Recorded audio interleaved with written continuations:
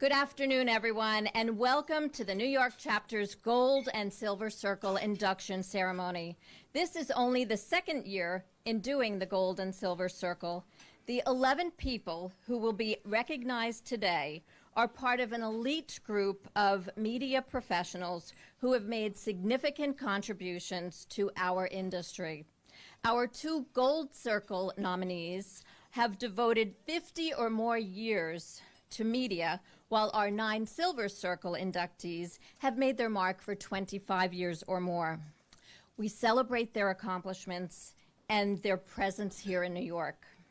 Today's illustrious honorees have distinguished themselves in their professions, amongst their peers, and in our community. On behalf of the Board of Governors, we welcome you into these societies of honor, and we salute you and your work. We will begin alphabetically.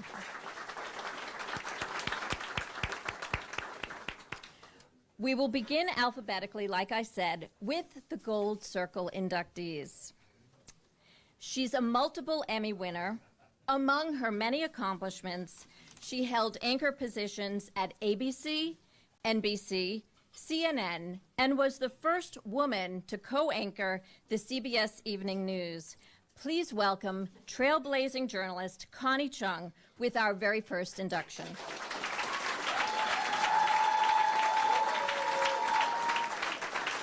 Hi, Megan. Thank you so much. Did you see Maury's going like, is she going to make it? Because I was in the ladies' room, you know. I'm always late. Always late, you know. One time we were going, he was, we were leaving to catch a plane, and he says, are you going to get up in time? Are you going to get up in time? And so I said, he said, what time are you going to get up? And I said, oh, I'll get up at 8 or something. And usually he comes back in and says, are you up? Are you up? But he wasn't even, anywhere to be seen. I could hear him walking the dog and things like that. And so what I did was I turned off all the lights. I hid in the bathroom. I put a pillow under the blanket, pulled the blanket over. He comes upstairs and goes, Connie, you're still asleep. Oh, my God. No, you had to be there. It was the old escape from prison thing. When you, put the pillow. You know what I'm talking about? Thank you. Oh, Maury, I know I shouldn't have told that story. Anyway, Maury started in this business 55 years ago. In 1972, the year I was born. 62. Oh, 62. No, that's not true. You know what? There will be no fake news here today. I'm 71, he's 78. We both have not...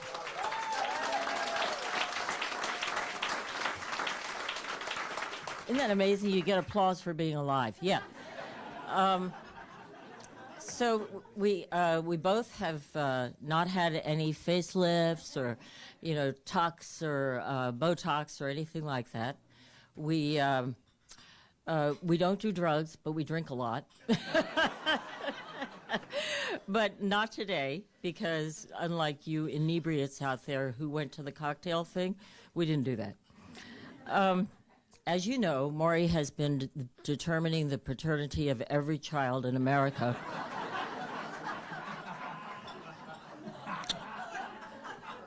I always wanted to be married to the man I see on TV because he's so nice, He consoles you, he comforts you, no matter whether you scream, you cry, you stomp your feet. It's so wonderful. He comes home. He doesn't want to hear any problems that I have. He's like, I can't. It's very, very annoying. But I want you to know Maury has not always been all about paternity. He was born the son of a legendary sports columnist and sports editor named Shirley Povich. And Shirley was his idol. Maury didn't want to compete in his father's business, so instead of going into print journalism, he went into broadcast television. And he was a news anchor and a sports anchor and a talk show host for all those years. He worked 7 days a week. Excuse me. He covered 6 presidents, political conventions, election nights, all the news that emerged out of Washington, D.C. during a then functioning U.S. Congress. During Watergate, his talk show was the must-see TV because it was before cable TV, and the politicians in Washington were determined to get their side of the story on the air, so they vie to get on Maury's talk show. But Maury's not a one-trick pony, I want you to know. He's had 30-plus years in the talk show business, back-to-back-to-back successes, A Current Affair, then The Maury Povich Show, and now The Maury Show. And his entire production team, or not entire, but his producers are all at that table. Thank you. His production company actually won an Academy Award, and you know, it was a wonderful moment when at the Academy Awards when the executive producer who was at the production company at the time stood up and said, "I want to thank Maury Povich." 10 years ago, he launched a newspaper in Montana, and it has won. Yeah, see, you went, ooh. Who knew, right? It's really an homage to his father, and it has won remarkably every single journalism award that you can imagine. Can you? Really, it's great. Oh my God, it's Susan Lucci.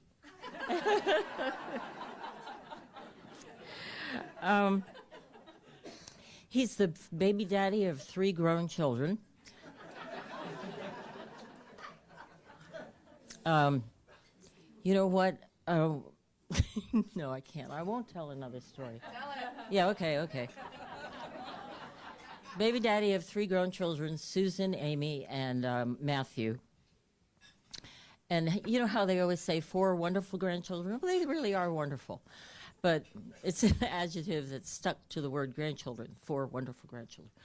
And he would, you know, the only other award that he would covet more than this one today would be to win the U.S. Senior Amateur Golf Tournament, which, because he's like a 2 handicap. That's enough. But Maury, until that day comes, this is your award.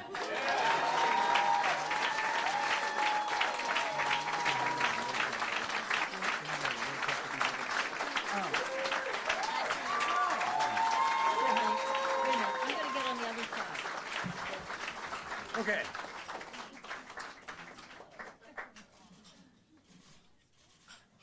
Thank you. Oh, boy. You know how many awards have to be given out here, Connie? I'm sorry. Speed it up. God almighty. Come on. I never expected to be here. I've been telling my employees at NBC now every time my contract comes up for renewal that I was scheduled for assisted living 4 years ago.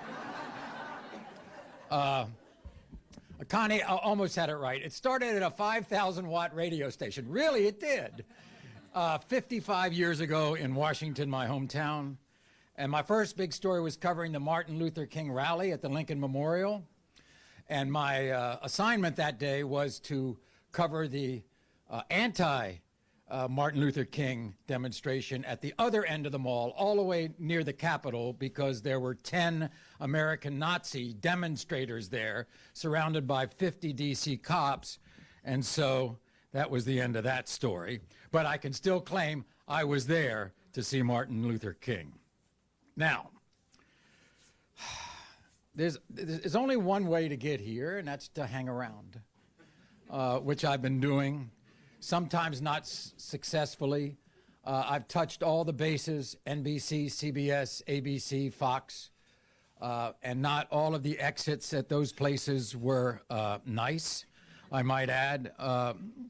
The big boys sometimes didn't like me, and at other times I didn't like the big boys. But I must say, in the last 20 years at NBC Universal, it's been my most pleasant time of my life, and I want to thank my staff over there, Paul Fallhaber, John Pasquarella, They've been with me for 20 years, 15 years. My show producers, wow, they've been here with me for at least 15 years or more. They've been great. And one other fellow is here from NBC, and he's very special to me because when you, as Richard Liebner knows so well, when you negotiate, there's somebody else at the other end of the table who wants to give you less money than you think you deserve. And so the head of business affairs at NBC Universal for the entire 20 years I was there is Rob Fitzpatrick. He's retiring this year, and I want to recognize Rob.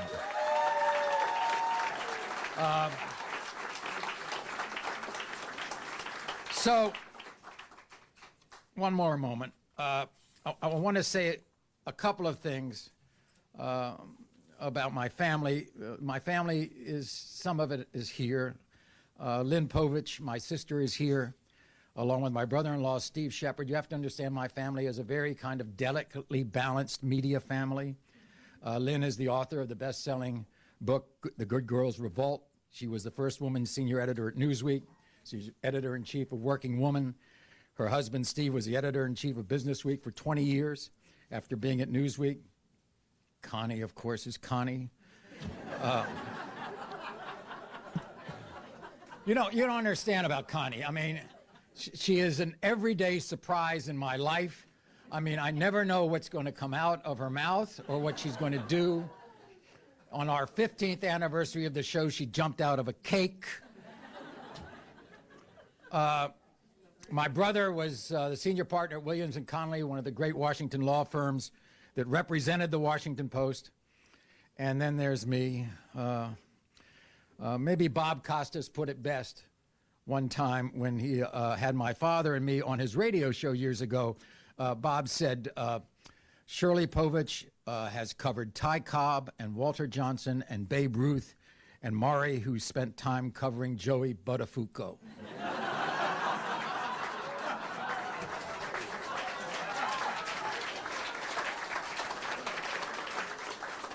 I'm very sorry my dear friend John Angelo is not here. The late John Angelo was one of my best friends. He would be so pissed off if he were here because he hated me being recognized for anything. But his wife Judy is here, and so I acknowledge Judy, who always unconditionally gave me love. I want to say for a moment about this chapter. This chapter is dear to me. I was a member of the board for many, many years. I was the president of this chapter for 4 years. This chapter was on very, very difficult times when I was president and soon after I was president. And I want to tell you, Denise, and every member of the board here and all the people who are members of this chapter, which is the crown jewel of the National Academy, how proud I am, how you've come back and you've made this chapter one of the best chapters anybody could be with. Thank you. Now, my future is rough. I have one fail-safe test for the big elephant in the room called Alzheimer's. And this is my check every single day. Some people do crosswords, some people play bridge, some people have all this physical activity. I have 20 guests on my show every single day, and I want to make sure that I pronounced every single one of my guests' name correctly, and I make sure that my producers know that I want to know how they pronounce their names. So, it's the most creative element of my show, is if I can remember my guests' names and pronounce them correctly every single day, because then I've beaten the big elephant in the room. Thank you very much.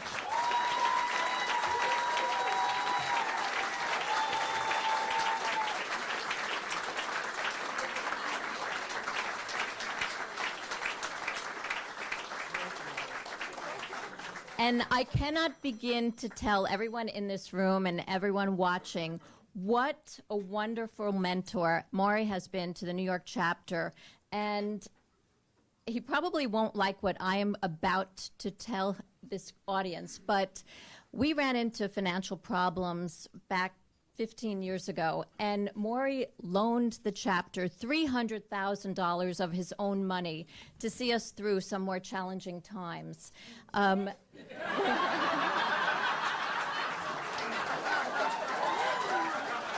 I will say that we did make good on our loan. So, Connie, we did make good on our loan, but anyway, he has been a true supporter of this chapter in more ways than anyone could possibly imagine. So, Maury, from every member of the New York chapter, thank you for all that you've done for all of us and for your leadership.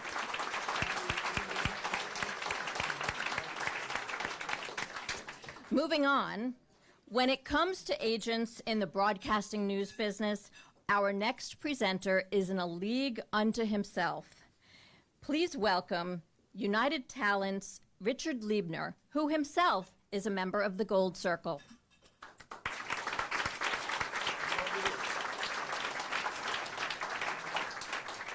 Nobody's going to touch Connie's ad lib. That's the line of the day. Marvin Scott was bitten by the news bug at the age of 14. He photographed a fire in the Bronx and sold it to the Daily News for $25. 25 years later, he would join Channel 11 and return to the building of his first sale. With the sad passing of Gabe, Marvin is now New York's senior electronic journalist with over 50 years of experience in print and broadcast. After the first photo, there were many others. He was a feature writer for the New York Herald Tribune and a contributing editor to Parade magazine. His resume includes anchor correspondent positions at WNEW when it was Channel 5, and he also did time as an anchor producer correspondent at CNN, Mutual Broadcasting, and WABC-TV. He anchored at PIX and also for their nationally syndicated INN Midday show several years ago. To this day, he anchors the Sunday public affairs show, PIX News Close-Up, and it's something you shouldn't miss on Sunday mornings. Marvin's assignments have taken him away from New York to the front lines in Iraq, Cambodia, the Middle East, and to the highways of America's South, where he covered the civil rights protests with Dr. Martin Luther King. One of his proudest things has been in the recent years, he spent Christmas holidays in 2004, 6, 8, and 9 with New York soldiers in Iraq, and then in 2013 again in Afghanistan. He, like Maury, has interviewed 6 American presidents. His coverage of the congressional Whitewater hearings won him an Emmy for outstanding political reporting. It was in the category of outstanding entertainment programming that he did what is now an iconic interview with Jerry Lewis, the king of comedy that many people remember. In addition to his 11 Emmy wins, he has had over 40 nominations. He's a native of Bronx, New York, has been installed in the Bronx Hall of Fame.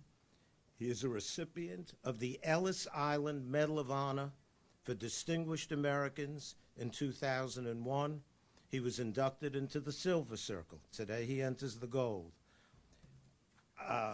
In June of 2014, he was inducted into the New York State Broadcast Hall of Fame.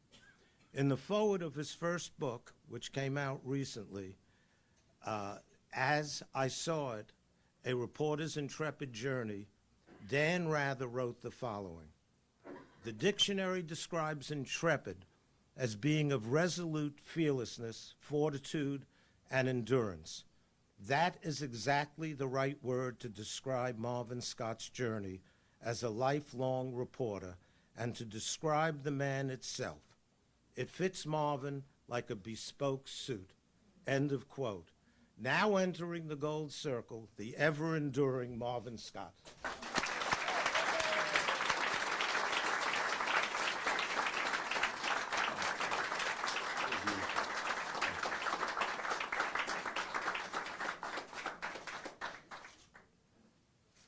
Thank you, Richard. Thank you so much.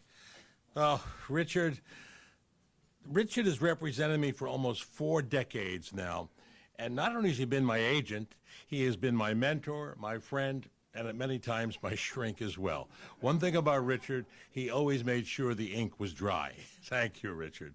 I thank the Television Academy for this outstanding honor. Adding my name to the roster of the Gold Circle means so much to me.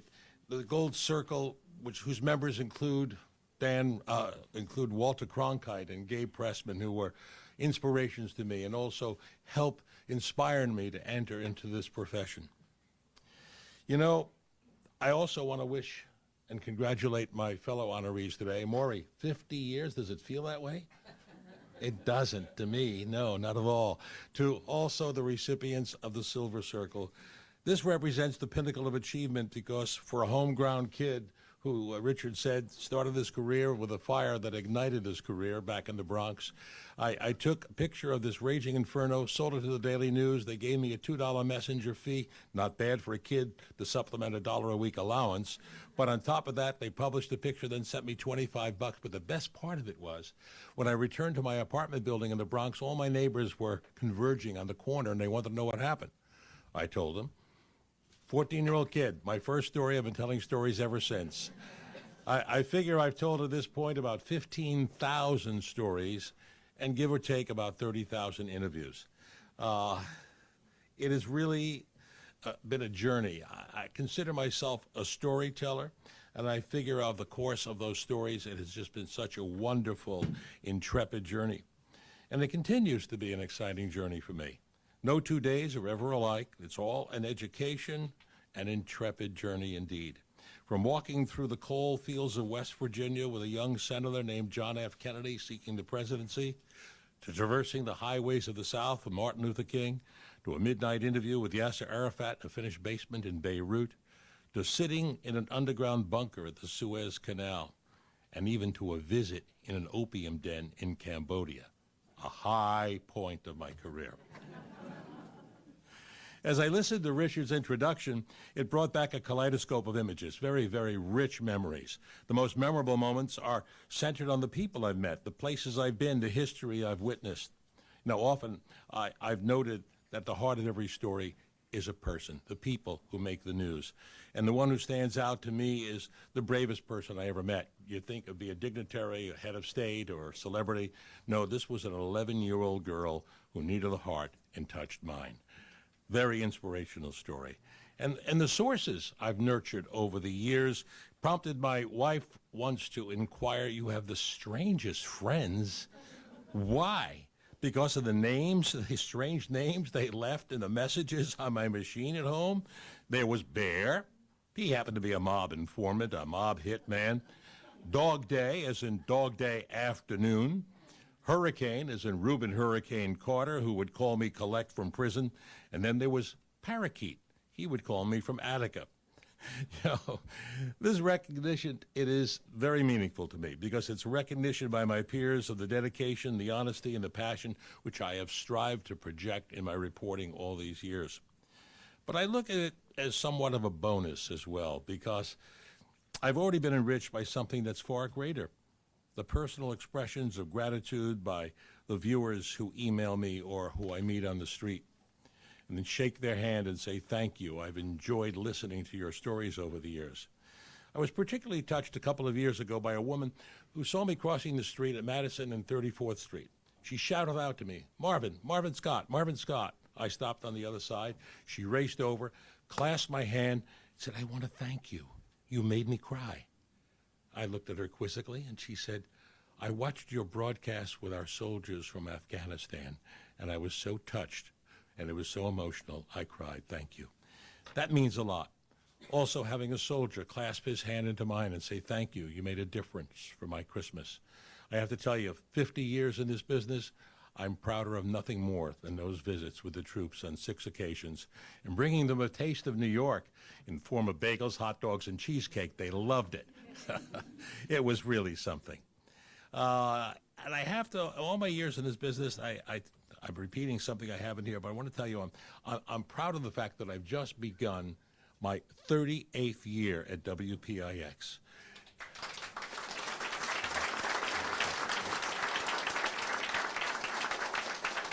And I'm still having a good time. I get energized each and every day. And I have to thank my professional family because they remain so supportive. And I want to recognize a couple of people, if you allow me. Our Senior Vice President, General Manager, Christopher Whalen. Our Senior Vice President of the News for Tribune Broadcasting, Bart Fader. My wonderful News Director, Amy Waldman. And the woman who's always putting our positive spin, our Vice President of Communications, Jessica Bellucci. There were two other women that are very special to me, and I'd like to introduce them. Reporter Ellen Marks. For 20 years, she produced the public affairs show Pix 11 News Close-Up. And also Rowie Opperman, who is the current producer. I mentioned a moment ago about those special visits to Iraq and Afghanistan, and there's someone I have to recognize. I call him my brother because he is so special. He gave up all those holiday seasons to go into harm's way with me, my co-producer, my cameraman. He had my back, I had his. Dave Kimmel.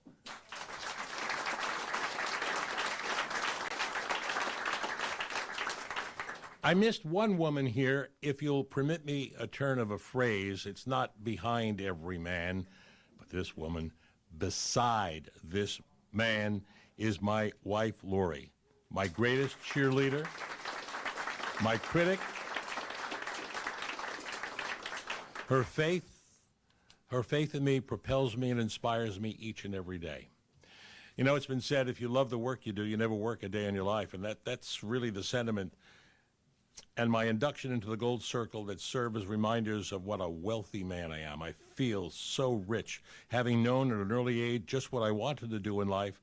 And it's the richness of being here 50 years later, still doing it. And I have no intentions of stopping.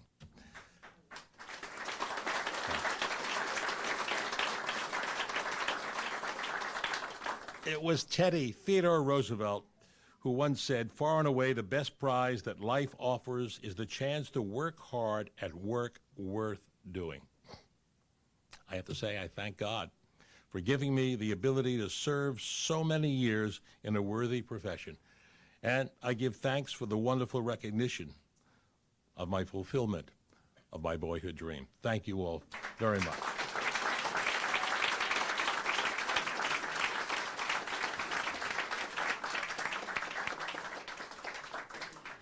Well said, Marvin. And congratulations to both Maury and to Marvin. Both of you are beloved members of the New York chapter, and we're eternally grateful for all of the contributions that you continue to make. We will now begin our Silver Circle inductions. Our next presenter is making a cameo appearance prior to her own induction. She's in her 28th year at WCBS. Please welcome the Emmy-winning anchor of CBS 2 News at 6 p.m., Dana Tyler.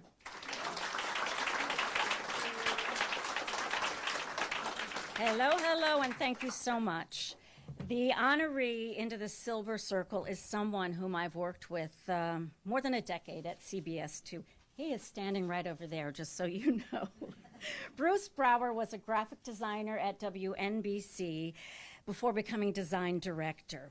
He started then at WCBS TV, our promo department. He runs it. He's now the senior vice president, creative, I like that, creative Bruce, of the CBS television stations division. He is a man about ideas, the lasting images, the kind you feel, you trust, you respect, and those lasting images, the kind you see and hear in our promos or our sparkly new set. Not only at CBS 2 he does this, but for our CBS owned and operated stations and affiliates, about 30 TV stations across the country. He keeps that continuity. He leads a team. I really want you to understand this about Bruce is how he works on a day-to-day basis. He has a team, 20 busy people who work with him and for him. Lee Grossman, one of our coworkers, told me that when he started several years ago as a writer-producer. He said yesterday to me, Bruce changed the course of my career because he saw potential in me. Bruce said to Lee, trust me, you'll see. A few years later, and trusting Bruce's leadership, Lee is now director of promotion and marketing and loving it. Bruce is hands-on. He's that idea guy where you can see the wheels turning in his eyes if a new promo is it's about to grow. He sketches it on a piece of paper. The talent on his piece of paper were sort of stick figures, and there's always a big 2 right there. His writer-producers come up with the words, he trusts them, they trust him. They say he doesn't pretend to know what he doesn't know. He's authentic, he nurtures, he mentors, collaborates. They brainstorm together. Get this. Bruce and his team, about 20 people, they eat lunch together every day. Yeah, they go out 3 o'clock coffee afternoon. You just see this, like, I want to call you elves, but I don't know if that's the right word. But, they are just like of one soul there, complementing each other. And where they work, it's like a cocoon on the second floor, dimly lit, homey, upbeat office space. Lee told me that we feel like we're part of Bruce's family. And family is a really important thing to Bruce. He and his wife, Jeannie, his high school sweetheart, have 2 young adult children. Eric, their son, told me when he was about 7 years old, Dad had a real big computer in the apartment with something called a Photoshop. And Bruce pushed the children to use that, to draw freely, learn the graphic tools, have fun, be creative. Eric told me his dad helped him with a 5th grade project on the ABCs of Canada, a book in the shape of a mountain, this graphic designer with this little boy, sort of incorporating, not making the project be Dad's project, but helping Eric just see the possibilities. Eric, like his father, graduated from the School of Visual Arts, says that he learned and always trusted the creative process that hasn't stopped. Eric says, I know my dad sees the whole picture. Megan, their daughter, also the school projects, but she says also talking through big decisions. He's super supportive. He said, trust me, it'll work out. And she says it does, like he has a 6th sense. Megan says he's inspirational to me and my brother. My father is really talented. He's a really hard worker and always strives to learn new things, sometimes teaching himself. Megan says her father wants everybody to succeed at work and work in a comfortable, fun environment. He says it's most fun when everybody tries the hardest, and he's beyond proud of the Creative Services Department at CBS 2. They come up with a lot of great images under Bruce's leadership, a lot of great campaigns that make us all look so much better and carry the brand of what we do at CBS 2. I'm fortunate to have worked with Bruce all these years, to respect him and his team's work, and to trust him. I cannot tell you how many times in a promo shoot, you're like, drop your head and smile, or, any of those kinds of things. And I'm like, Bruce, okay, this looks good. Like, did I do it right? He says, trust me, DT, you did it well. And I do trust him. 25 years and more to come. Proud to introduce our Silver Circle honoree, my coworker, CBS 2's Bruce Brower.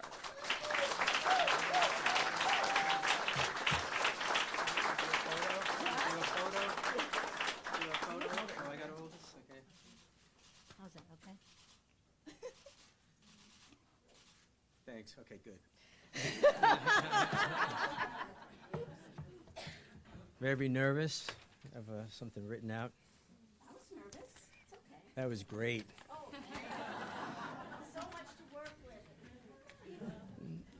Yeah, it's nice to be here. I recognize a lot of people here. Very honored to be inducted into this. And, the Silver Circle, 25 years, it went like that for me. Throughout my career, I've worked at select New York boutiques, design houses, post-production houses. I've worked at WABC, WNBC, Fox 5. I was at WNBC for more than a decade, being a design director. And then I hopped over to WCBS, and I'm there for more than 12 years. And my collective projects that I've done and worked on have been recognized 59 times by the Emmy Association. Nominations were local and national. And it was a big deal being just a local kid from Jamaica, Queens. Went to High School of Art and Design on 57th and 2nd, and went to School of Visual Arts on 23rd and 2nd, so I don't stray far. And I never thought I would be doing this. Hello. Yeah. So Dana Tyler was the presenter who handed me my first win of the 22 that followed. So now we've come full Silver Circle, right? So, and lots of long hours and my crazy deadlines make up the business. We all know that. And I need to acknowledge and share this with my wife, Jean Marie, who's sitting over there, and my son, Eric, and daughter, Megan, who Dana mentioned earlier. And for just their unconditional love and the support that they've given me, especially when I broke into the business early on when we had nothing, and just it was rough, but I can't believe this. So I've had the pleasure with working with so many talented and creative people, and especially my wonderful creative team at WCBS, a few that Dana mentioned earlier. And you know, I've been blessed to do what I've done for so long.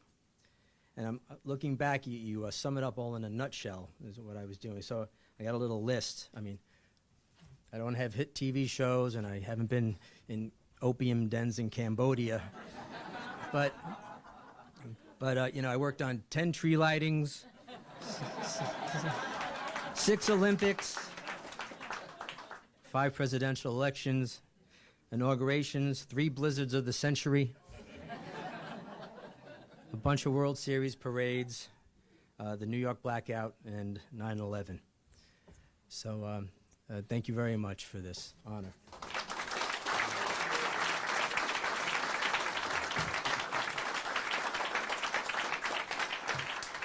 Now, Bruce is a very humble man, and I happen to know him from times ago when both of us were in our 20s working at another television station. And he won't admit to this, but he is responsible for our gold and silver circle logos. So this is just a sample of the work that Bruce does. So he's a multi-talented individual, and welcome to the Silver Circle. It's well-deserved. Our next inductee has made his mark in Spanish television. After a stint in print, Esteban Creste began his career as a rookie reporter at WXTV Univision 41. Moving to the competition, he then became a general assignment reporter at WNJU-TV Telemundo 47. After a decade on the street, he moved into the management ranks as managing editor at the television station. Promotions were ahead for Esteban as he headed west to the Windy City to become vice president and news director at WSNS in Chicago, and then on to Los Angeles, where he headed up duopoly stations KVEA and KWHY. Having made his mark at Telemundo stations in the top 3 markets, Esteban moved into the sports world as vice president of news for Fox Deportes, Fox Sports. Esteban returned to Univision and to New York 3 years ago to helm WXTV's news team. We congratulate and welcome the vice president and news director of Univision 41, Esteban Creste, to the Silver Circle. Bienvenidos y felicidades. Welcome and congratulations.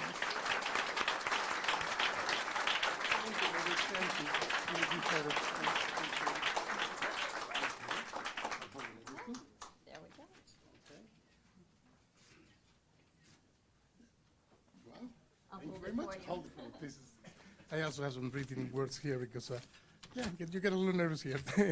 But anyway, Bruce was mentioning earlier that 25 years seems like nothing. It's true. I mean, it feels like 5 minutes, right? And I'm sure for many of you it's the same. You know, times have gone by really quickly. And in these 25 years, so almost 30, you know, so if you start counting from the time I worked at a newspaper, and that was for El Diario covering the Bronx back in '88, when it was quite tough at the time in the Bronx, you know, a lot of crime and all of that. But then I moved to TV, and I can say that I think I've seen, like many of you, the best and the worst of human behavior and human conditions. the worst being 9/11, covering, interviewing parents of that have lost their children. Also, the interviewing death row inmates in Huntsville, Texas. So, but also, the good things like the rescue workers and volunteers in 9/11. See Frank Sinatra singing New York, New York, which was that was incredible. And also, get to have a meal twice with Nobel Prize writer Gabriel Garcia Marquez. I had a chance to have meals twice with him and his family and his close friends, and that was one of the gifts that life gives you. So anyway, just saw a lot of things, and at some point I decided that I have accumulated enough experience and knowledge that I wanted to actually set the direction and the production style of a newscast. And I thought it was time to jump into management, and that's how I became a managing editor and then news director, as Denise mentioned, in Chicago, LA, and all of that. And the reason was simple. I saw that what was happening out there maybe wasn't always reflected on the air. So, and I thought that that function, our main task, was to give people information that will help them to solve or improve their lives in a way or another. Just give them information that they could use to improve their lives. I think that's the basic mandate that we have. And I'm very proud that I'm working now for a company, Univision, that has for a mission statement entertainment, entertain, inform, and empower. And I take seriously the last part, empowerment. And I work along with this great team of peers and my boss, Robert, who actually, at one point, Robert, a quick story, he was the news director at my station. He had my job 20 years ago. I was working for the competition as a reporter. And then we ended up competing against each other in LA. He was the news director for Univision LA. I was for Telemundo, and now he's my boss. And so we have a lot of things in common. So, and a great team here with us, and also a great team, the journalists and producers and assignment desk editors that also believe that we make a difference in our people, in our audience. And in terms of news, we only not just report, but also do phone banks, town halls. I mean, we try to reach out to people. We have a mobile unit that goes out to neighborhoods to listen to people, and then we get their stories and try to solve the problems that they have and they share with us. So for all of that, I'm being very grateful. I'm also very grateful for having a beautiful wife and two beautiful daughters. One of them is here, Laura. My other, Allegra, wasn't able to come because she's working. But I'm very, very grateful. And lastly, I just want to say that, you never make it alone. You're always influenced by somebody. And there were a number of journalists in New York that I admire, that I look up to. And, Jimmy Breslin would be one of them, Gabe Pressman, Maury Campton, Marvin Scott also, who, I remember, sometimes covering press conferences at City Hall and other places in the city. So to all of them, because through them I learned to love, to get to know New York City and to love New York and this country. So this is the story of an immigrant that was able to achieve his dreams. And I'm very happy and thankful to the Academy for this recognition. Thank you very much, Denise. Appreciate it. Thank you. Thank you. Okay, let me just put this here. Okay.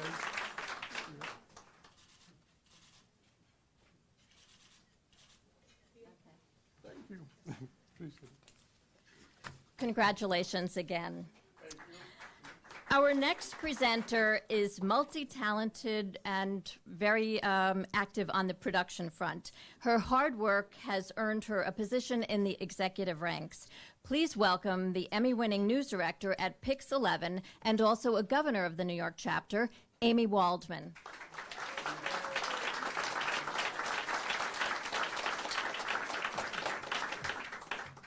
A photojournalist's job is to tell a story with pictures. But a great photojournalist can convey the truth through the images captured by his or her camera. That's exactly what our next inductee is, a great photojournalist. We often forget the people on the other side of the lens, the people who bring the stories to life through the angle, the shot, the feeling. Andy DeSantis began his career as an intern at the very same station he's at today, WGRZ. He worked his way up, eventually being named chief photographer, a position he's held since 1990. Andy has covered news and sports in Buffalo for nearly 4 decades. He was behind the camera all 4 times the Buffalo Bills were in the Super Bowl. Yes, all 4 times they lost. Throughout his career, he's been recognized with 12 Edward R. Murrows, 8 Emmy Awards, and numerous other honors. I met Andy when I was a young producer in Buffalo in 2001.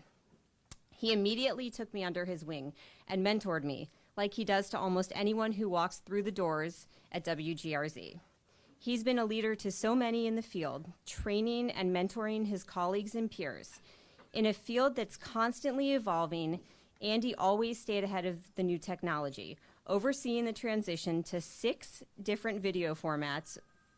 He's played the lead role in his station's charity-related activities, working on PSAs, telethons, and special presentations. Andy is someone I've always admired, and if you get a chance to watch the work he's produced, I'm sure you'll admire him too. I'm pleased to welcome and wish a happy birthday to Silver Circle inductee Andy DeSantis.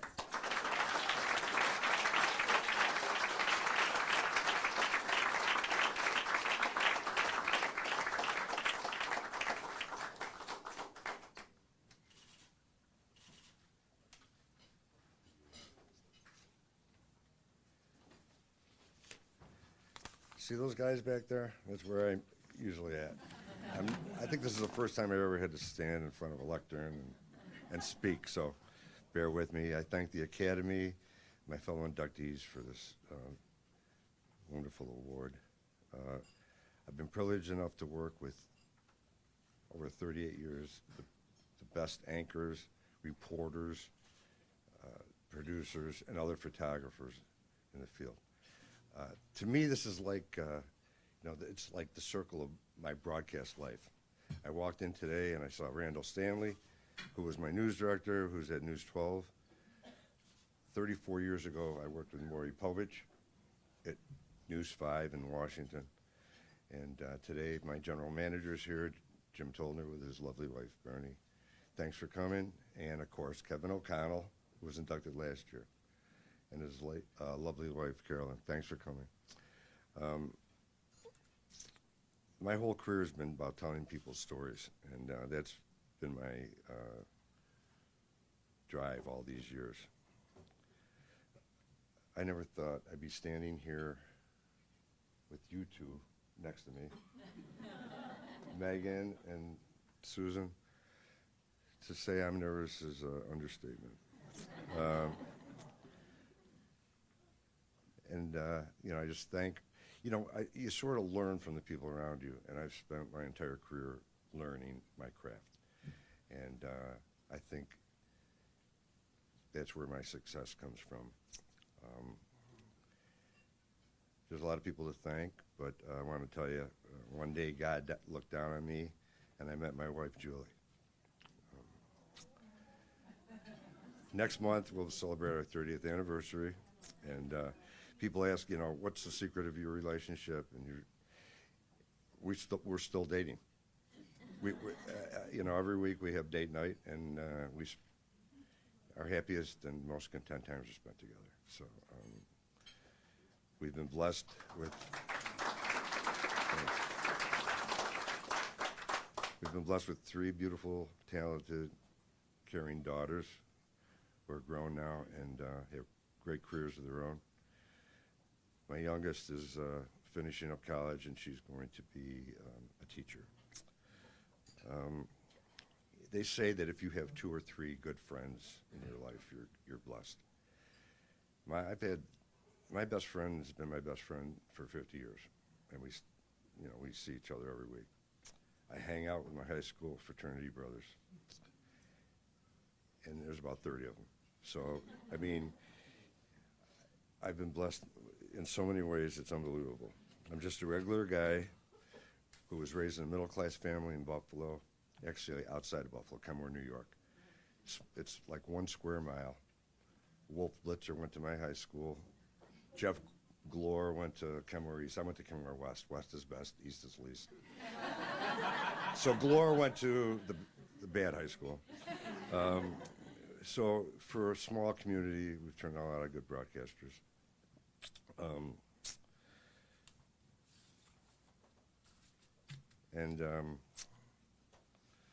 Now today I'm being inducted into Silver Circle, and it's my birthday.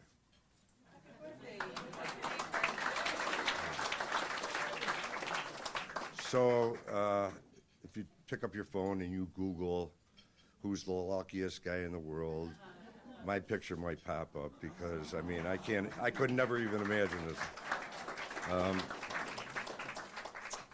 I've had lifelong friends that I've met through work, and I really want to tell you about one. His name's Scott Brown, a colleague and friend for 30 years.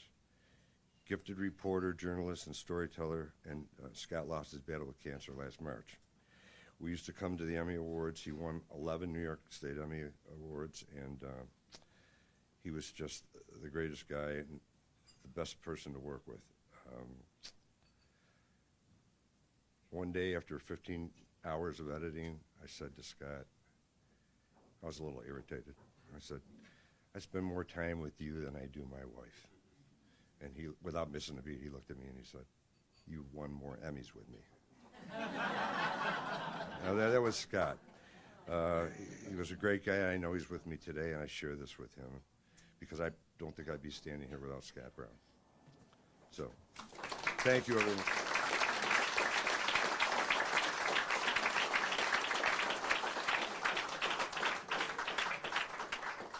It doesn't get any more heartwarming than that, and we're very happy that we're acknowledging people from all different aspects of the industry.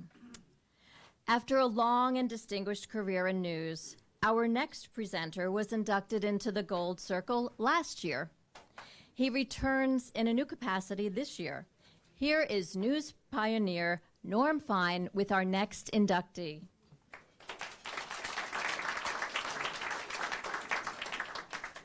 A TV news story should be short, clear, concise, and understandable. So let me give you a shot at it. The nominee is a TV executive, and it's said that a TV executive, a TV news executive, before they become an executive, should perform many of the functions in the news department so they know what's going on. And this person has been a producer, a writer, an editor, and done a heck of a lot of reporting. In fact, still does a heck of a lot of reporting.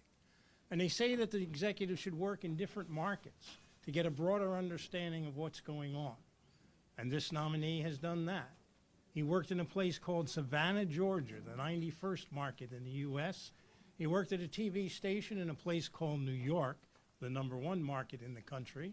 And he worked at an organization called a national cable news channel, CNN. About a quarter of a century ago, he became the head of News 12 Networks. At that time, News 12 was in one region, serving approximately 2 million people.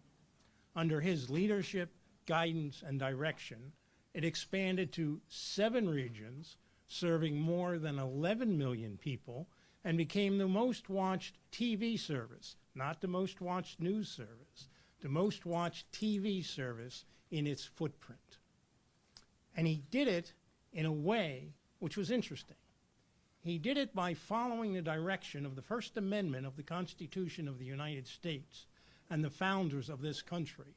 He saw to it that his news operations, using their brains, decided which stories were of significance to the communities they were serving, presented them in a way which the people in those communities could understand them, so that those people could make the decisions necessary to move their communities forward. He's also about the most ethical news executive in the business, not only in terms of news coverage, but in terms of that important wall which separates news content from advertising. You know that wall that somebody wants to build to keep all the bad people out of the country? Well, the wall he has built between advertising and news content makes that wall pale in comparison. He has won the respect of his staff. He's won the respect of his competitors. He's won the respect of those his news organizations cover. And he's won the respect of many in the news profession. And while doing that, he has gained the warmth of his staff because they know that he will see to it that they can operate in the best way possible. And besides that, he's a pilot. He flies helicopters. He flies planes. He flies jet planes. He's always up at the top. Pat Dolan, the president of News 12 Network.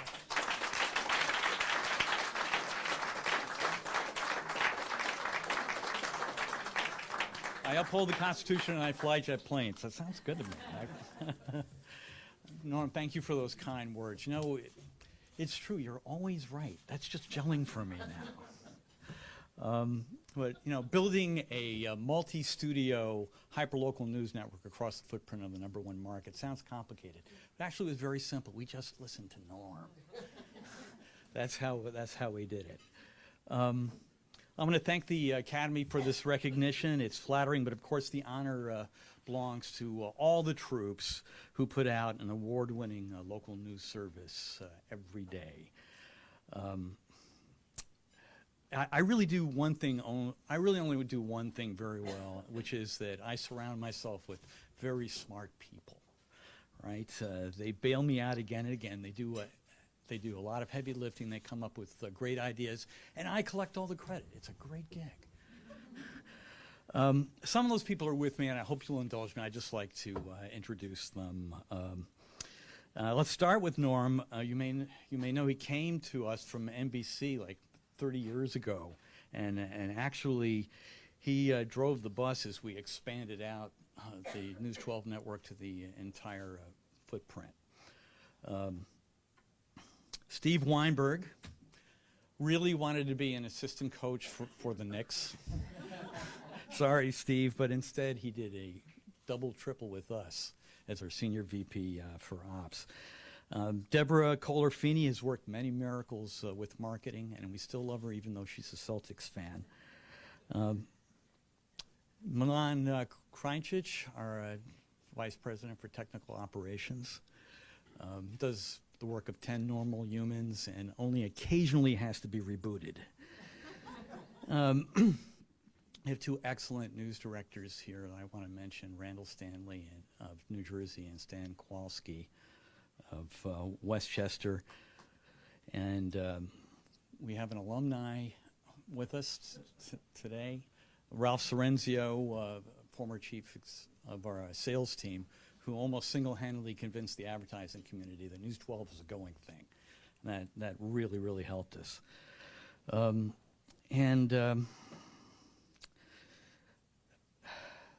The best, savviest, most thorough assistant in the world, in the news world, Ann Burnsweig. And thank you so much for preventing me from walking into a wall. These people are my team. They're terrific. None of you can steal them, okay?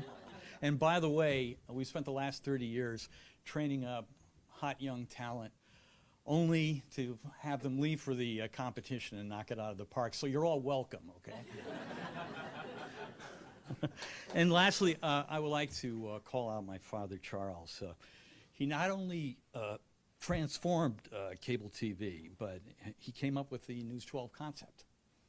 It was his idea, News 12. And of course, that idea is whether you live in northern New Jersey or in the Bronx or in Suffolk County, New York, what people really want, what they really need is to connect to their community. And you need quality, hyperlocal journalism to do that. It's a goal worth dedicating a career to.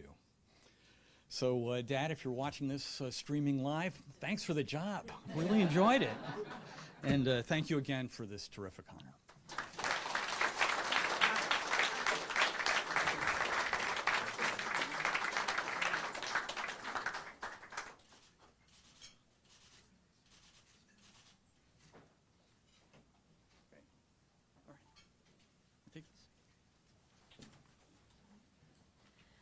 Okay, congratulations, Pat. And once again, this is symbolic of today's inductees. Very accomplished people and very humble people. He's the former president of the New York chapter and a respected and award-winning reporter for Eyewitness News. Please welcome N.J. Burkett with our next honoree.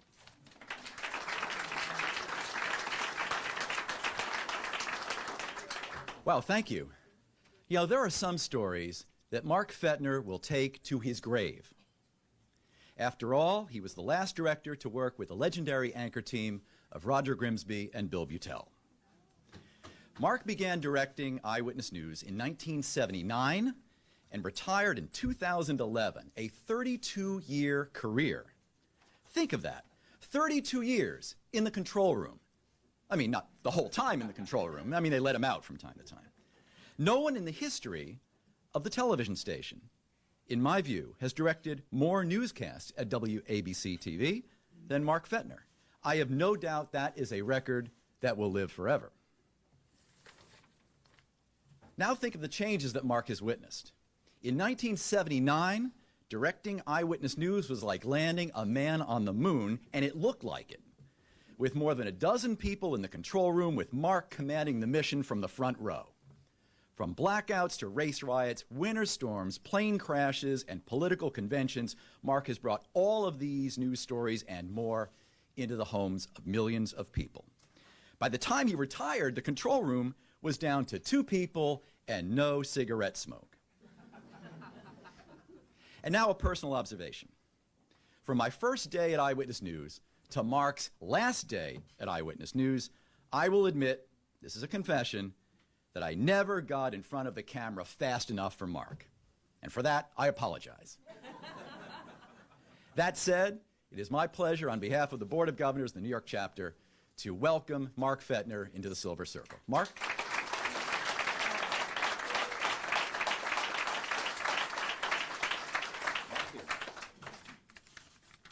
Take a picture, Mark.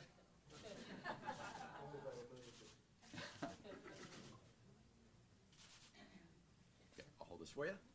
Kindly. I'll take my stuff and not yours. Well, unfortunately, it's mostly the same. So let's see which parts I can skip. Let's see. How about the part about I became an associate director at ABC back in '72, promoted to director in '75, and started directing Eyewitness News. A couple of years later, then full-time on the late news in '79. So that much we agree. I never took a sick day in all those years and missed only one day of work. When Zoe, our youngest granddaughter, who, unlike our kids, one of whom was here, hi Howie, Rachel and Howie, and our grandkids, other grandkids, Lily and Alex, she was the only one born on a work day. But don't worry, I've forgiven her. In a few years, I was directing both the 11 o'clock newscast and also, in a few more years, one of the evening programs. First the 5 o'clock news, later I switched to the 6, the one that Roger Grimsby called the broadcast of record. How I became the first person to direct both weekday evening and 11 o'clock newscast at Eyewitness News is an interesting story. Before the 5 o'clock news premiered, I walked by the office of our news director, Cliff Abramatz, and saw a big Post-it easel standing there with a list of things he would need to pay for to get the newscast running. One was the price of hiring a new director. And I said to him, I could save him a lot of money by directing the new 5 o'clock newscast and still doing the 11. I wasn't requesting twice my pay, but he wasn't offering what I was requesting. If you wonder how I got him to change his mind a week or so before launch time, well, I made him an offer he couldn't refuse. If you want to find out about it, speak to me later. In those days, our control room, as NJ said, and the studio crew consisted of a producer, director, and at least 12 others, the team mostly engineers. And he's pointed out that by the late 2000s, we switched over to an automated control room, which consisted of 2 people, producer and director, as he explained, no engineers on the floor, no engineers in the control room, just robots and computers trying to be as human as they could, and somehow they never could. One of the things I loved most about the years up to robotic computerized times was the team I worked with. I had one cameraman who always tried to get interesting shots, including a shot of another camera's viewfinder looking at what the audience was just, stuff like that. Some of it quite bizarre. But I don't think I would ever refuse one of his suggestions because I didn't want to turn off his creativity. And somehow the computers never try to be creative. So the thing that is so hard now is to have a team spirit when you don't have a team. And I miss that greatly. Back in those team days, I was soon the top-rated 5 o'clock newscast, and I'd like to believe my contributions helped. In part because I've lived all my life within city limits or just a few miles over the city border. I tried to help new arrivals, on and off camera, fit as smoothly as possible. One new anchor had written a script saying, in the town of Hewlett. I explained that Hewlett is a village. Oh, okay. Later on, is Nyack a town or a village? Also a village. How about Hempstead? Well, it's both. One day, when our anchor had become pretty comfortable with the suburban geography lessons, we did a story about Chappaqua. Town or village? Neither. It's a hamlet. You can't win. East Meadow's also a hamlet. Then there was a story about a mugging on 72nd Street near Park Avenue. The new producer actually asked if that's a good neighborhood or a bad one. Another quick geography lesson was called for. I like to think my doing more than just cueing the engineers to aim their cameras or roll the news clips helped get the Academy to invite me here today. That is also the producer as well as director for many years from the start of our Protect Our Children campaign in cooperation with the National Center for Missing and Exploited Children. That probably helped too. I'm glad to say I contributed more than just geography lessons over the years. So, thank you for thanking me for what I've loved doing over 4 decades at Channel 7. And thanks also to my wife, Jackie, and our kids, as I say, one of whom is here, who put up with my unusual schedule over the years. She explained to them when they were little one time, Daddy can't come to parent-teacher night tonight because he has important special work to do. Although there was that one night when I sped home after the 6 o'clock news on Monday night football night, checked in for a parent-teacher conference or two, and then raced back in time to prepare for the later than usual Monday night newscast. Thanks to my AD for minding the store, and thanks again to all of you.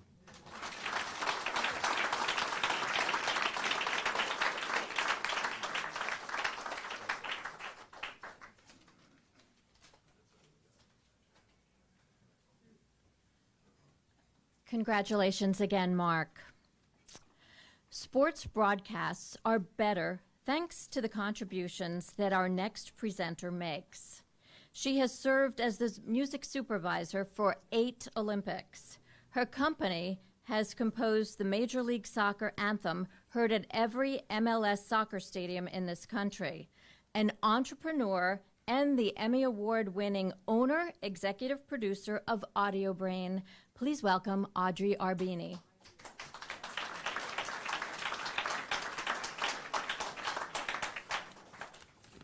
Hi, everyone.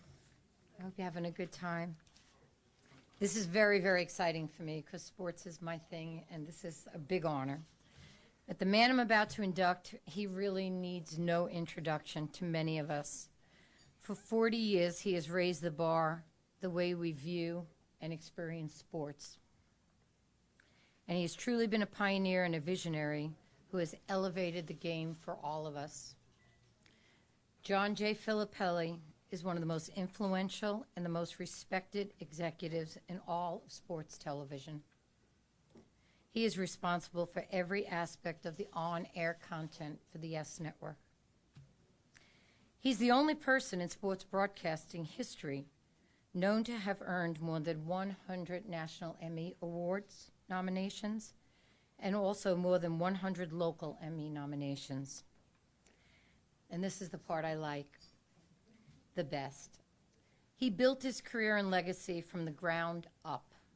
After graduating from college, as it says, he was taking a tour of NBC studios one day, and he decided he was going to join the television industry. He said, I was on the tour for about 10 minutes, and I said, what a great place.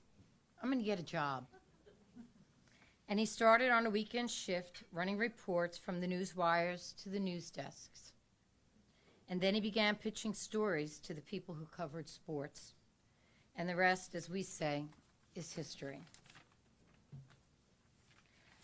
From his early years at NBC Sports to Fox Sports to executive producer at ABC Sports, his extraordinary body of work includes the Olympics, the World Series, Super Bowls, Monday Night Football, the Indy 500, ABC's Wide World of Sports, Wimbledon, the NHL, and many, many more.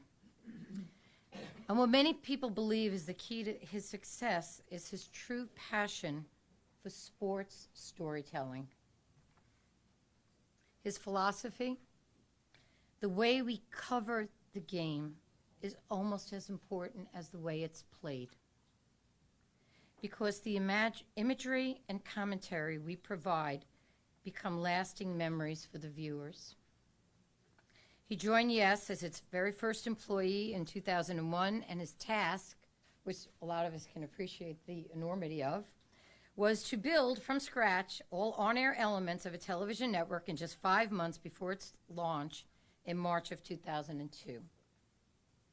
And under his masterful leadership, YES has received 460 New York Emmy Award nominations and has won over 100 New York Emmy Awards.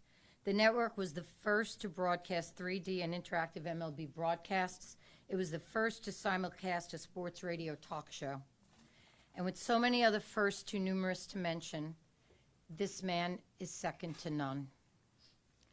He's a man and I and many others hold in the highest esteem and owe a great deal of gratitude for his tenacity in forging those new pathways that have provided so many of us, me included, unthinkable opportunities in sports.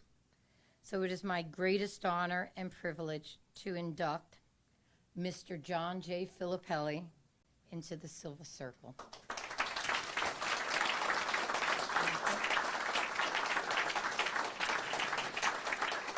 Regrettably, John had to be called into a meeting today. When one works for the Yankees, life is unpredictable.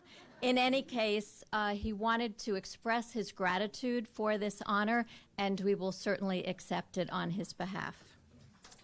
Thank you, Audrey.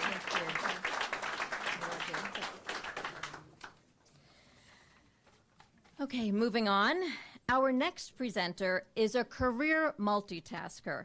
She's a successful lawyer, best-selling author, and respected journalist.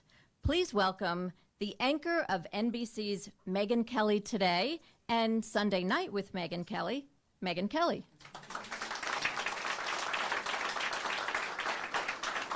Thank you.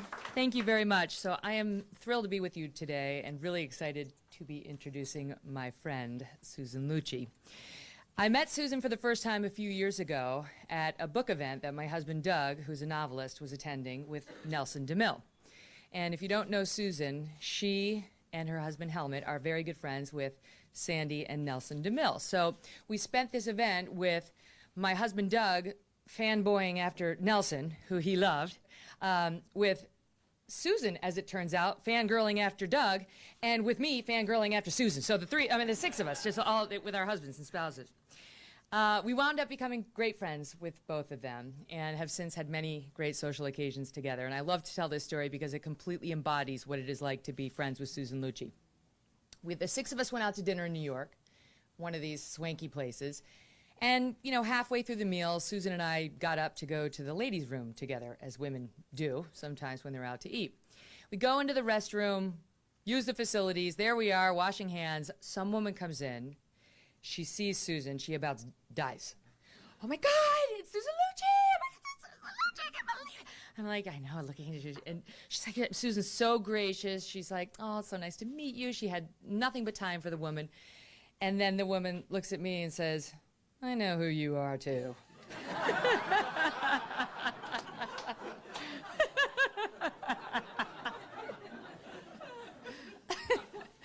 Life at Fox News on the Upper West Side. Anyway, she needs no introduction, but I will give one anyway. For nearly 5 decades, which seems impossible when you look at her, our next honoree stole America's heart while playing the famed and fiery woman you love to hate, Erica Kane, on ABC's All My Children. And then the flamboyant and fabulous Geneviève de la Tour, right, on Devious Maids. Not to mention so many other memorable roles in between, including her part in the highly acclaimed David O. Russell film, Joy, and her Broadway debut as Annie Oakley in Annie, Get Your Gun. She was the host and narrator of the highly rated series Deadly Affairs, on Investigation Discovery, and she has performed in countless iconic concert halls across America with the likes of the legendary Marvin Hamlisch and Regis Philbin. And in 2011 released her New York Times best-selling autobiography, All My Life. She's also got a super smart, dashing husband named Helmut, as I mentioned, as well as children and grandchildren who adore her. And if you spend any time with Susan, she will tell you all about them. You want to talk about Erica Kane, and she won't let you. She wants to talk about her children and her grandchildren and what they're doing, which I love. She and Helmut started off humbly and built their own success. She, too, got a $300,000 loan from Maury at one point. So that's her.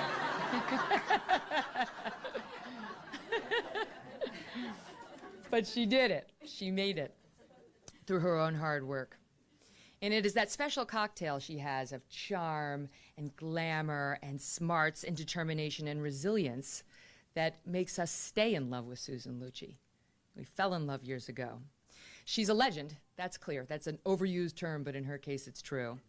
And with more than 20 Emmy nominations, and what is easily the most memorable Emmy win in American history and television history, she remains one of the most revered actresses in the business today.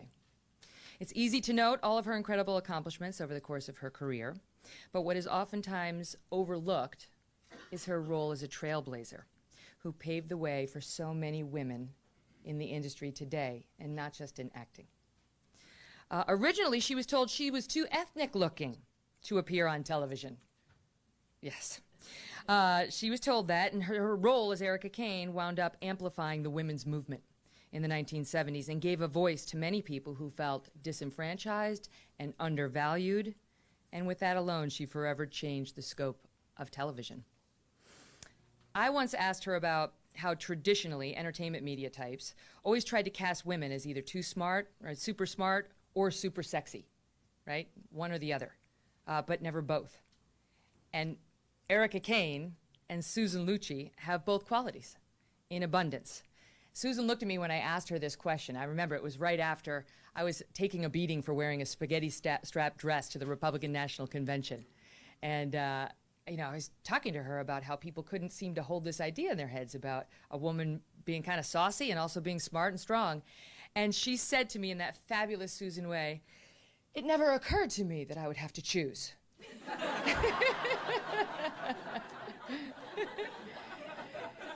She didn't. She hasn't. And she's inspired the rest of us not to. In short, the reigning queen of daytime TV has led an unbelievable life and had a truly groundbreaking career. I am honored to stand before all of you today at the National Academy of Arts and Science Gold and Silver Circle Induction Ceremony to introduce a woman who embodies grace, sass, brains, and beauty, my friend Susan Lucci.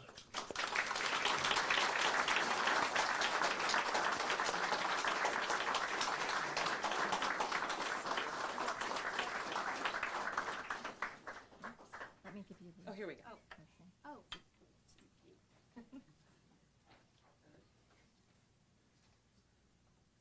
Oh, over here. Oh.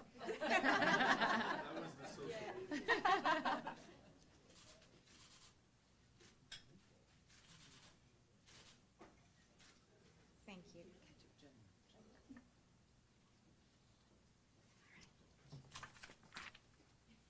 Megan, thank you so much. What an incredible introduction. And I'm so honored that you're here, and thank you. I know how busy you are. And I, first of all, just want to congratulate you on your new show and to tell you, you are breathing new life into the 9 a.m. hour. Thank you. This is about you. That's all right. That's all right.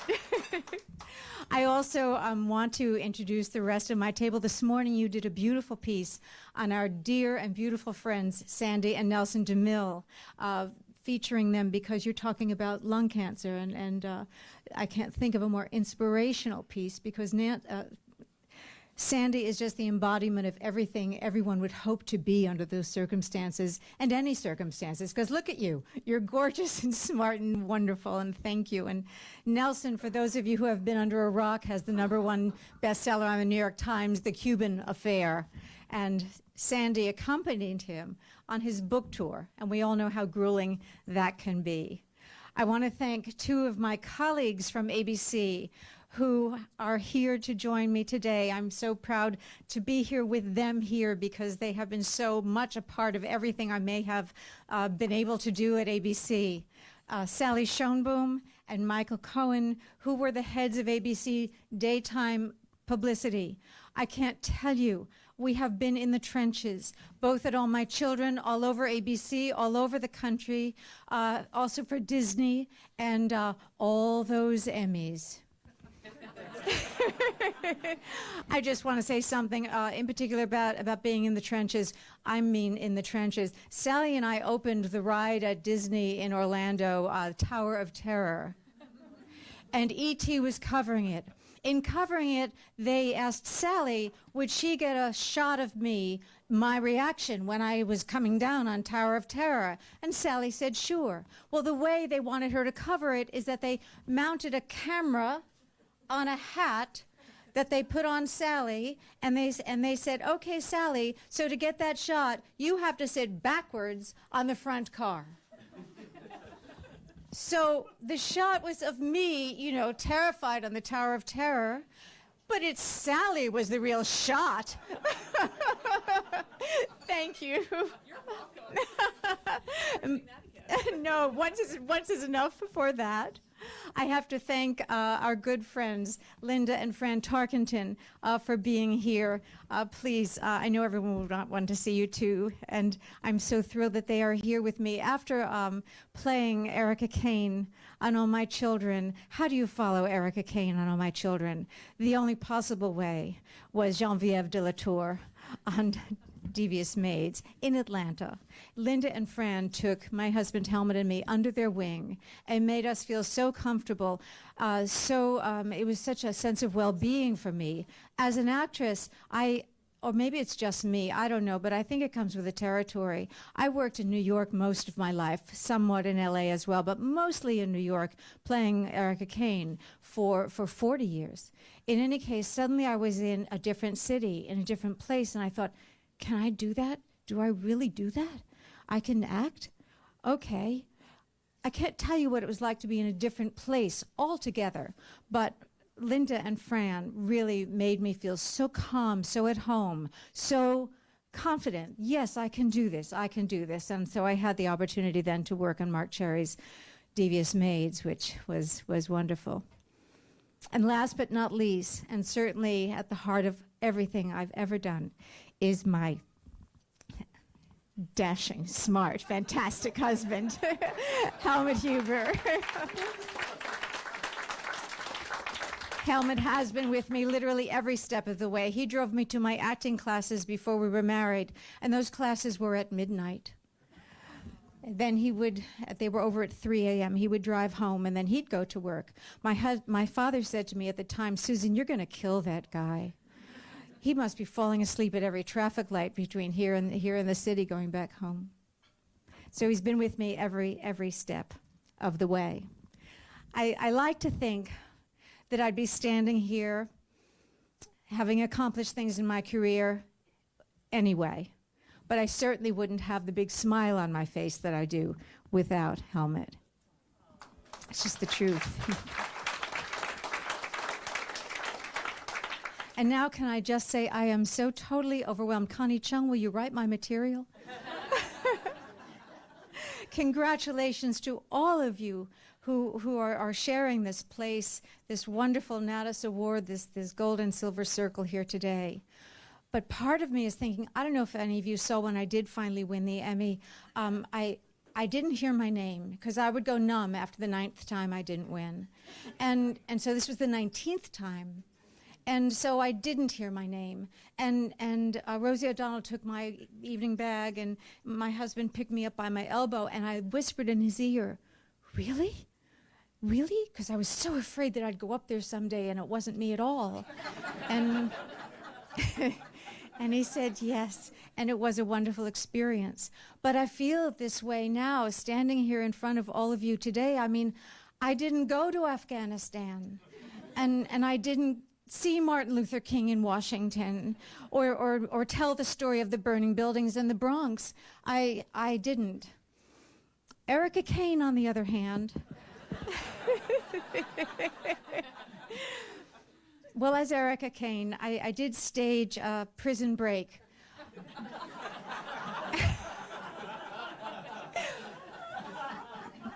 By helicopter while dressed in a wedding gown and high heels.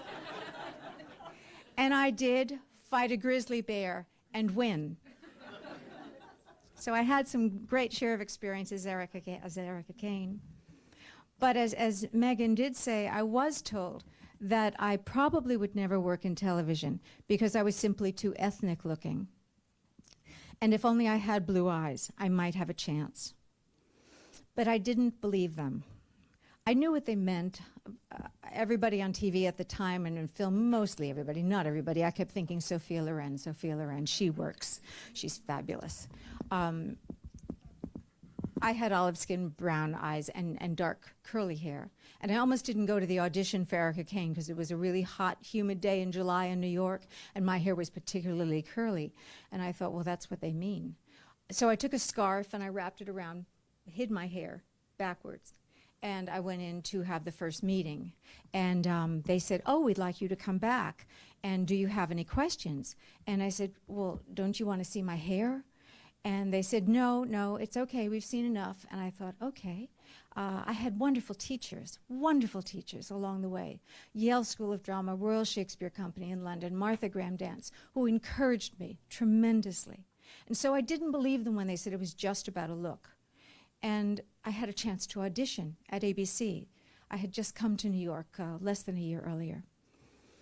And so I did go back for that audition, and I was called back 5 times. And on the 5th time, I was put on camera. And Agnes Nixon, who created All My Children and who was such a visionary and such a pioneer, she saw my audition tape and she said, those are Erica's eyes. That's Erica. And it was such a life lesson. And I passed that along because any of you don't give up on yourselves because of some superficial remark from some person who only has their own opinion to go on. There was this blue-eyed blonde from Tennessee who was looking for somebody who looked a little, I suppose, ethnic looking, even though the character Erica Kane's name didn't end in this, a vowel. I mean, it was an E, but it wasn't pronounced,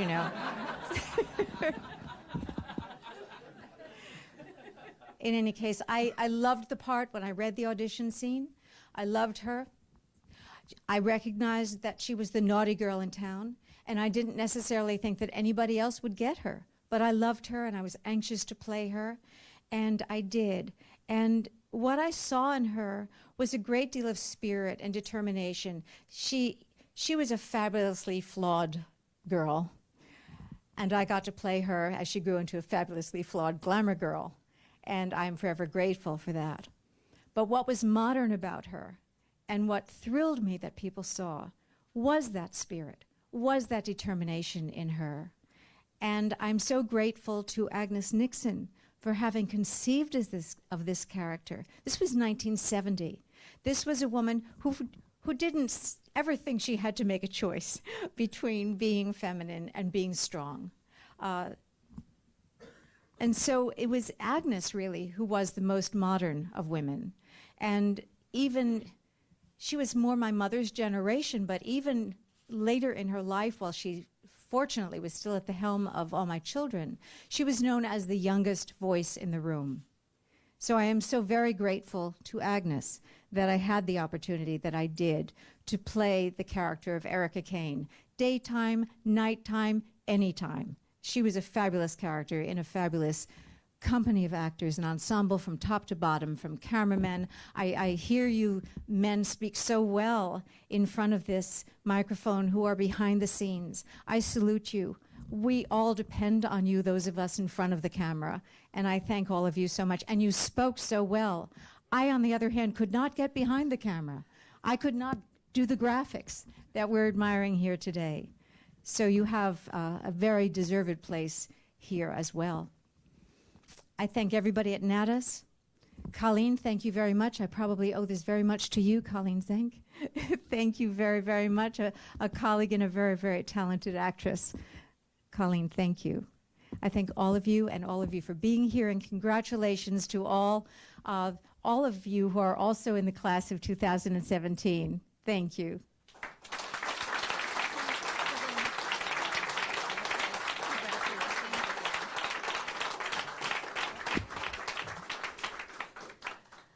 As Susan mentioned, Agnes Nixon was a trailblazer in daytime drama, and I'm very happy to say that she served as a governor of the New York chapter for 4 years when I first joined this board.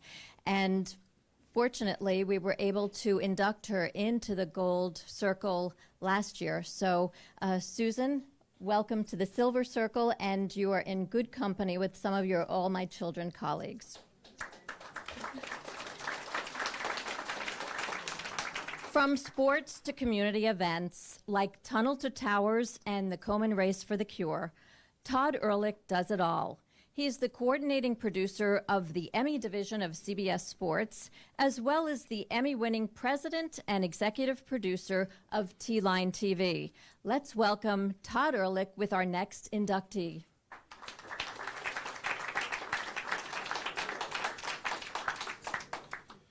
Following Susan Lucci, I think I drew the short straw. It was a wonderful speech.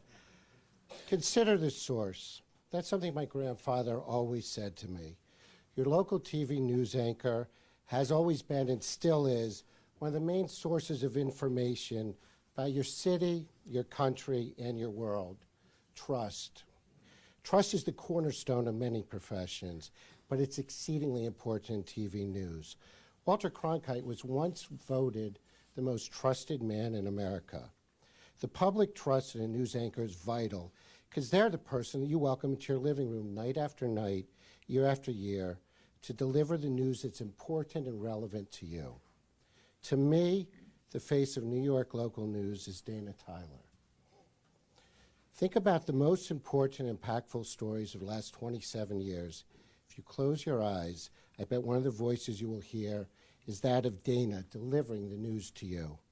From the reopening of Ellis Island, the Crown Heights riots, the parades up and down the canyons of heroes, Pope John Paul II's visit to New York, Sully landing on the Hudson, Superstorm Sandy, the first World Trade Tower attack, and 9/11. Tyler joined WCBS in July of 1990 as a weekend anchor and a general assignment reporter. She, along with Reggie Harris, formed the historic first ever African-American anchor team in New York. She's anchored all of the important newscasts at WCBS TV, including the weekend, the noon, the 5, the 6, and the 11 o'clock news. Besides anchoring the news, she spent her career shining a light on the important cultural and charitable events that make New York the most diverse and greatest city in the world. Dana's hosted the longtime public affairs show, Eye on New York, where weekly she interviewed the most influential people and highlighted the biggest events in the Big Apple. Dana was the driving force for getting more arts on Channel 2, with CBS 2 at the Tonys and CBS 2 at the Met. She also hosted our yearly 9/11 special, Tunnel to Towers, and our yearly breast cancer special, Komen Race for the Cure. I served as the executive producer of those broadcasts and worked with her. I worked with dozens of anchors with my 15 years at WCBS, and the line from broadcast news comes to mind. I write it here, they say it there. Now with Dana. She wants to research, write, field produce, and she even pops into the edit. It's that pride of ownership and dedication to the truth and delivering the most authentic and impactful story that has earned her the respect of her colleagues. I'm exceedingly proud to say that Dana has made an impact on our city, our community, and our country. No surprise, I garnered all 3 of my Emmys with shows that Dana was a part of: Komen Race for the Cure, Tunnel to Towers, and our Superstorm Sandy coverage. I may have needed Dana to win my Emmys, but she sure didn't need me. First time I walked into her office for a meeting, I turned to my left, and the wall was covered from floor to ceiling with Emmys. Way too many to count, but enough to know that you were in the office of one of the best and most trusted and most seasoned journalists in New York. The invitation to this event says, the individuals that we honor have given their enormous talent for a quarter of a century. The scope of their work has made a valuable and enduring contribution to the television industry.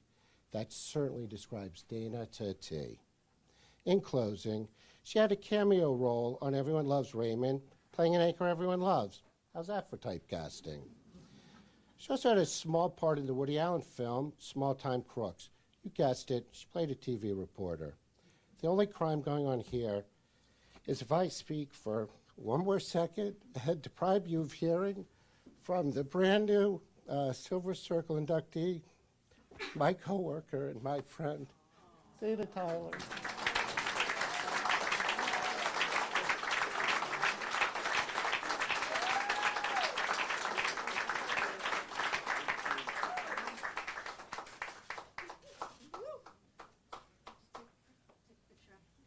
Okay, Todd, thank you. Thank you from right here, Todd. Let me just say the shrine to myself in my office is down. Just a few nominations and Emmys. I'm very proud of all of them, but it was like, whoa, whoa, whoa, whoa, whoa, whoa. I came to New York from Columbus, Ohio in 1990. New York, about the #1 market, as we know, Columbus, Ohio, 2930. A friend of mine, Dean Daniels, who had been an executive producer at a CBS affiliate where I worked right out of college, said, you got to come here. You got to come to New York. He was a producer at Channel 2. I was like, no way, I'm supposed to go somewhere else first before I go to New York, or 2 or 3 places before I go to even have a chance. Well, it all worked out. I sent one of those big cassette tapes. They were like this big back in 1990. It took me a while after meeting at the National Association of Black Journalists, the then news director, Paul Sagan. They said, keep sending, where's that tape? Send it. And I'm like, it's not good enough. It's not good enough. I finally did. I got the job. First day you come here, and, you know, it's one of those, you're gonna observe on that day. Well, then there's a fire at the Con Ed transformer station down on Fulton Street. Dana Tyler, you're gonna go out. This is your first live shot. So I'm like, yeah, of course. Fire's a fire. I can do it in Columbus. I can do it here in New York. So I'm doing really well. Look for the guy in the white hat. All's going well. Then another part, traffic is very much affected. And I said something about, as you can see on the lower level of the Brooklyn Bridge, there seems to be a real backup. Well, at that point, in my ear, my news director got in my ear and said, you're doing great. The Brooklyn Bridge only has 1 level. And so I was like, okay, that's all right. I'm good.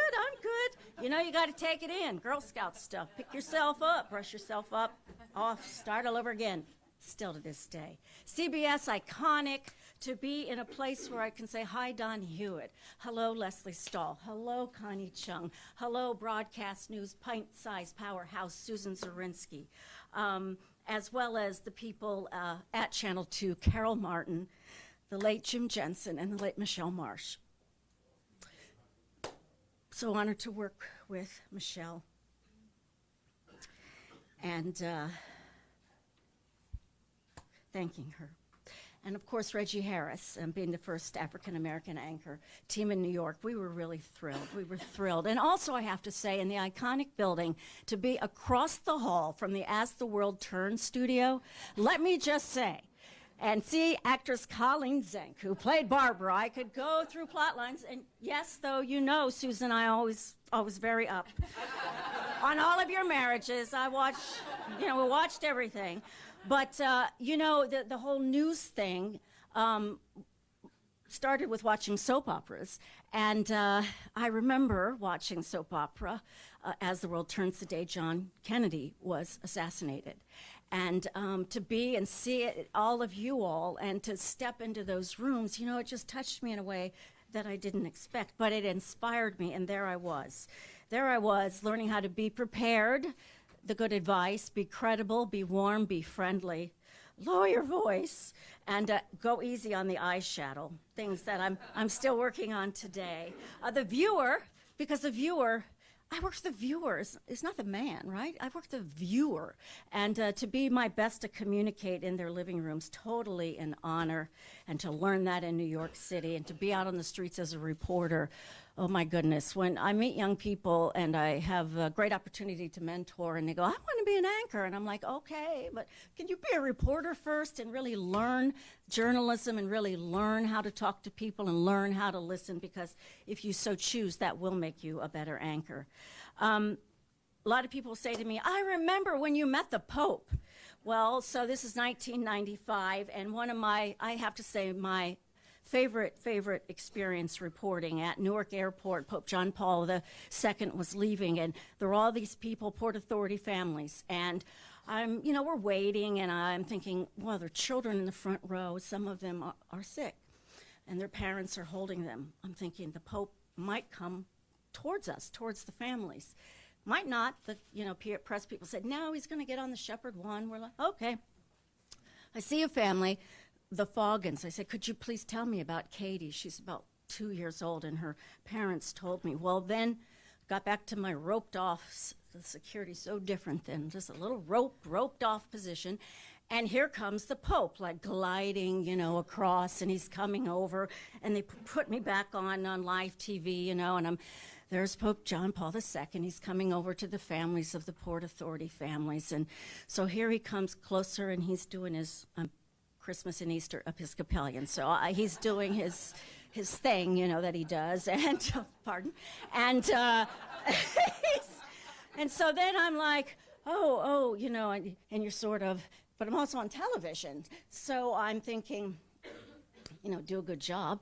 And it was Marcia and Michelle and John Johnson that day.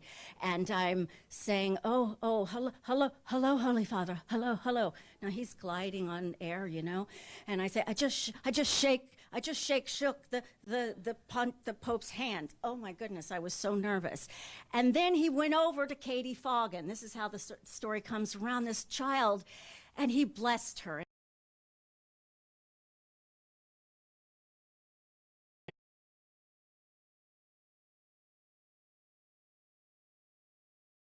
I visited Katie, and she's doing really well, and her mother insists the day she was blessed by Pope John Paul II saved her life. So, those kind of stories which you get to be a part of really make such a difference, as well as mentoring, which I mentioned quickly. Yesterday on a sidewalk, I ran into two parents of a young man who was an intern just last year, just randomly ran into his parents, and they said, oh my gosh, Bradley is so grateful to you, and so are we. You're honest. You're honest, because it's a lot of you could go, you're doing great, well, be constructive and be nice, as well as encouraging. So that's been wonderful. Another legend I've enjoyed meeting and who inspired me was Ron Tindelia. He was a consultant at Channel 2 when I met him.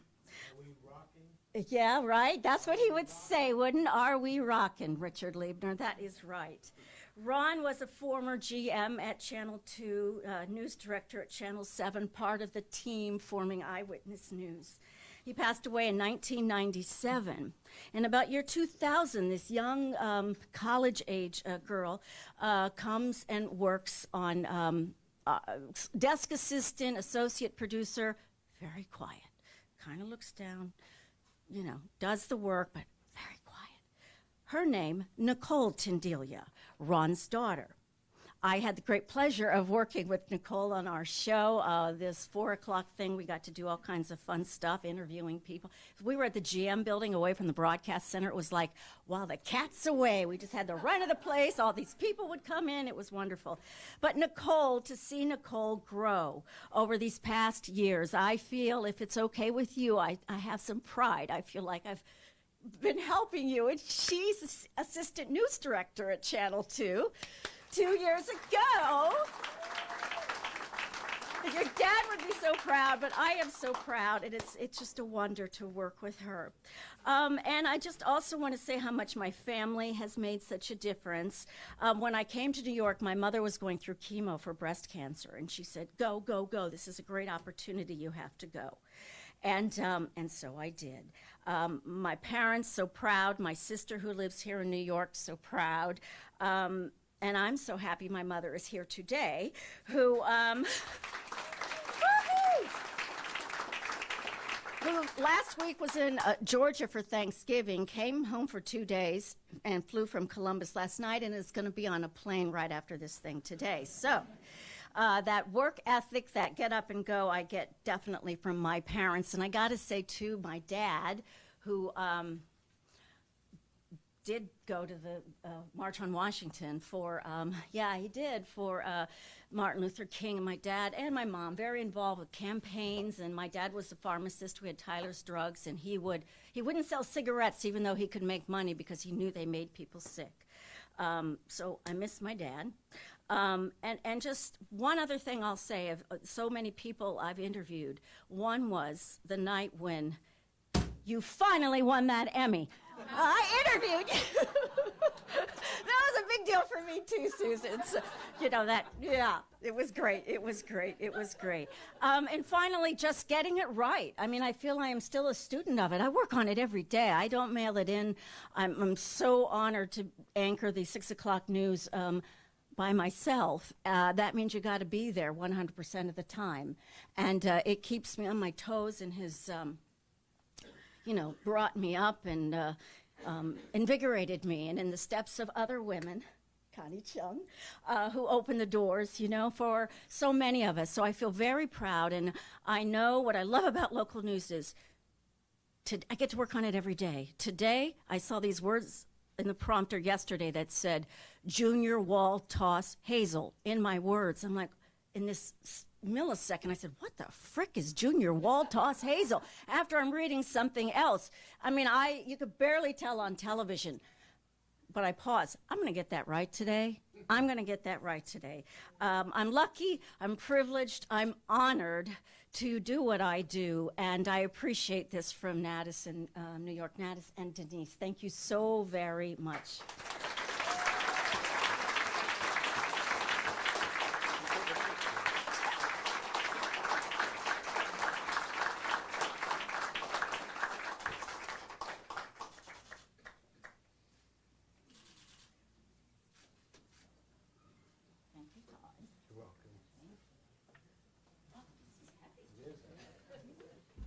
Thank you, Dana, for those very heartfelt words. Now we all know why she's such a wonderful anchor over at WCBS. Moving on to our final induction today. Our next presenter is very familiar with today's event, as she was an inductee into the Silver Circle last year. She's the popular Emmy-winning co-anchor of Eyewitness News at 5, and she will be doing, like I said, our final induction. Here is New York's own Diana Williams.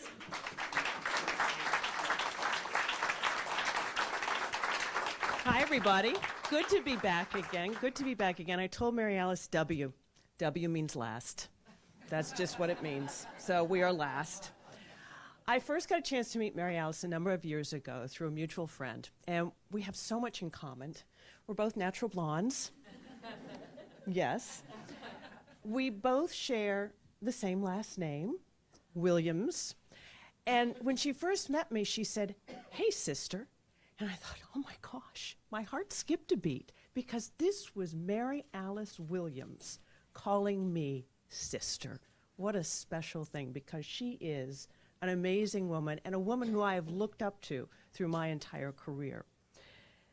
My sister has done some really amazing things along her path in life and her journey.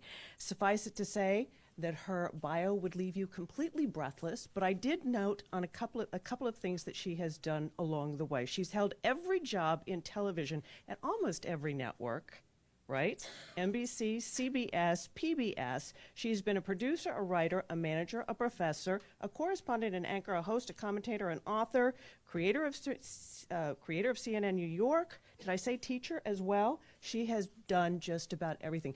You could say jack of all trades, but I like to say she's a Jill of all trades. Most of these positions, too, were held at a time when there weren't a whole lot of women in television. We were working our way up in the business. Barbara Walters was ahead of us, Jessica Savage was ahead of us, and then there was this whole crew of women who were coming in, the Jane Pauleys, the Katie Courics, the Connie Chungs, who were out there, who were kind of leading the way for women like myself. And we had to be really strong back then, because there were a lot of men who were running the businesses. It was in many ways a man's world. There were some gruff men, not a lot, but there were some. There were some rude men, not a lot, but some. And there were some scurrilous men, some. And I remember the story, and Mary Alice reminded me of it, of one scurrilous man who got a little touchy-feely with Mary Alice. She is known for the woman who decked Ted Turner. She was ahead of her time, don't you think?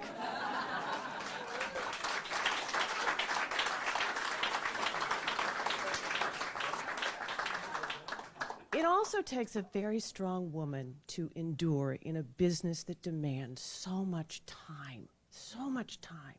And so we did it when we didn't have this, and we couldn't text our children like the younger women can do now, and I can do now in the 6 o'clock or 5 o'clock news, but we didn't have the technology. So we were away from our families a lot. But she managed to raise 3 beautiful, wonderful daughters in the process, and she also managed to kind of balance her personal life with the work life, although I know it was very hard to do.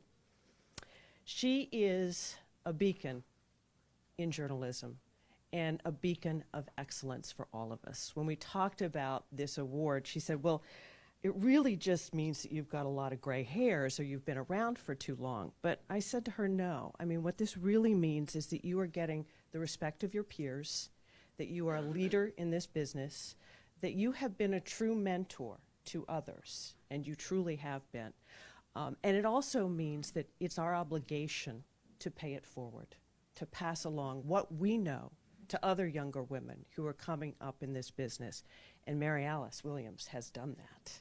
So I am very proud to be part of this introduction of a woman who I call sister, who I call friend, and who I call a great, great woman. Please welcome Mary Alice Williams.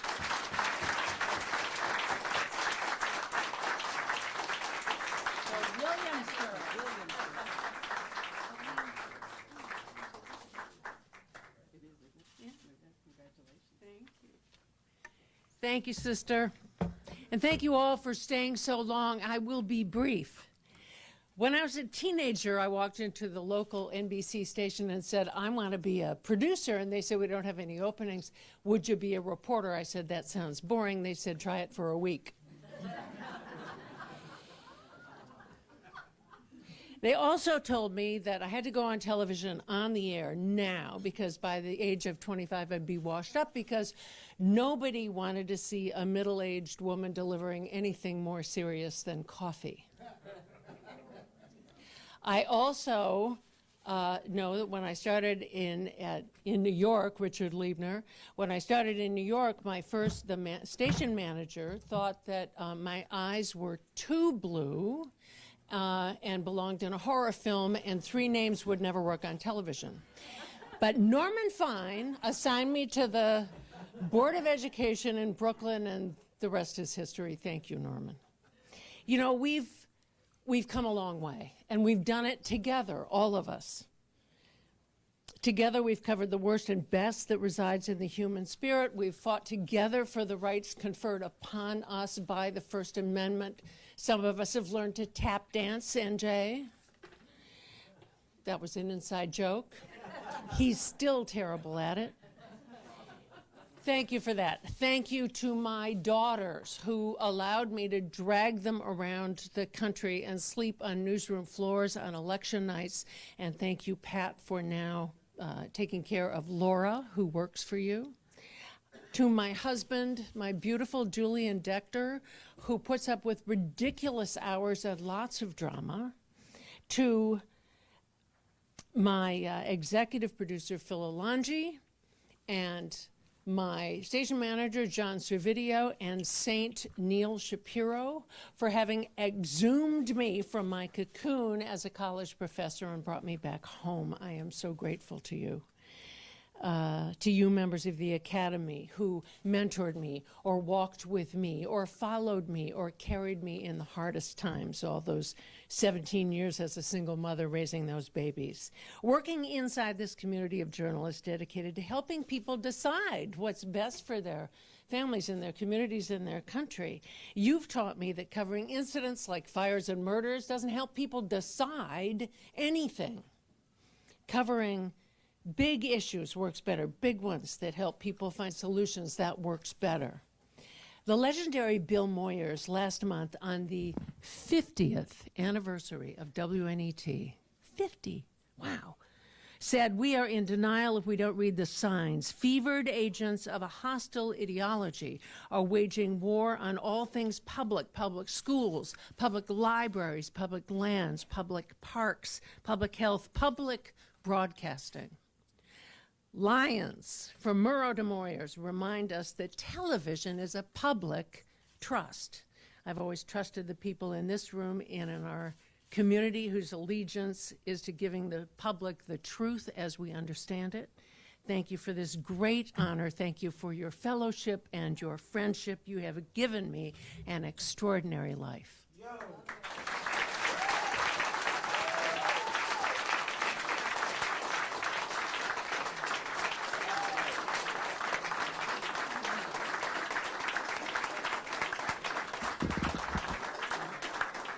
As you can see, the class of 2017 is extraordinary. Each of their accomplishments are superior and really beyond words. Many people made today's day possible. I would like to thank members of the Board of Governors, and I will read each of their names: Adam Sharp, Amy Waldman, Audrey Arbini, Colleen Zank, David Stern, Jonathan Furr, Julie Paul, NJ Burkett, Phil Alongi, Robin Bemporad, Sal Tagliarino, Sandy Kenyon, Janine Rose, Jim Turner, and Robert Isaacson for all of their help in the selection process for today's honorees. Once again, I would like to thank Bruce Brower for designing our Gold and Silver Circle logos. And finally, I would like to thank our finance consultant, Jason Palmer, our special contributor, Phyllis Bishop, our staff director of awards and communications, Sean Schenk, and acting membership and marketing manager, Christina Marone, for their work. We are most grateful. Congratulations again to all of today's honorees, and thank you for joining us. Have a nice afternoon.